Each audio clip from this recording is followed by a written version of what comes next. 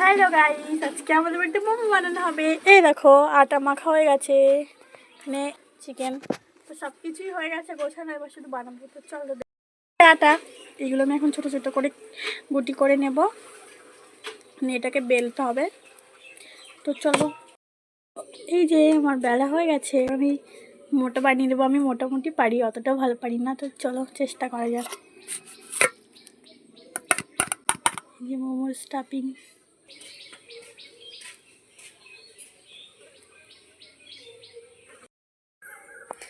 এর থেকে ভালো আর পারবো না। হয়ে গেছে আমার মোমো। তো বেশি আমি করিনি, যেহেতু গরম, আমি আর দাদা খাবো, তো বেশি করিনি। তো এই যে কেমন হয়েছে তোমরা সবাই বলো কিন্তু। আমার মোমো রেডি, দেখে নাও। আর এই যে চাটনি, এটা আমি বাড়িতেই বানিয়েছি। তো কেমন হয়েছে দেখে বলো সবাই। এই চাটনি